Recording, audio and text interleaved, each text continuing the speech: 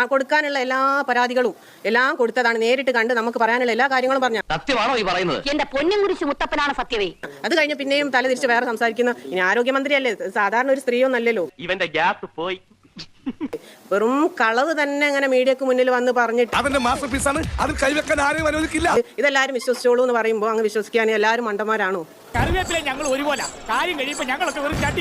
ജനങ്ങൾക്ക് മനസ്സിലാകുന്നുണ്ട് എന്നുള്ളൊരു കോമൺ സെൻസ് എങ്കിലും ആരോഗ്യമന്ത്രിക്ക് ഉണ്ടാവണം എന്നുള്ളത് കൂടിയാണ് പറയാനുള്ളത്.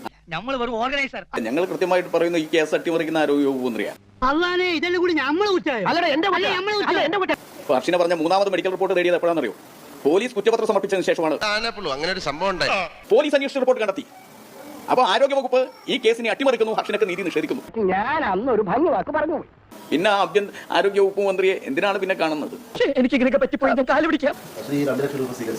ഇല്ല, 2 ലക്ഷം രൂപ നമ്മൾ സ്വീകരിച്ചിട്ടില്ല. പല നിലക്കും അവർ നമ്മളെ പിടിപ്പിക്കാൻ നോക്കി.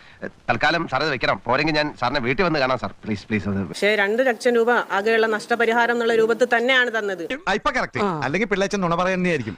ഒരിക്കലും ഒരു സമാശ്വാസമായിട്ടോ ഒരു ചികിത്സാ സഹായമായിട്ടോ അല്ല തന്നത്. അതിനുശേഷം നടന്ന സർജറി. സത്യമാണോ നീ പറയുന്നത്? സത്യം. ഇതിന് മാത്രം ചെലവായി 2 ലക്ഷത്തിനടുത്തുള്ള തുക.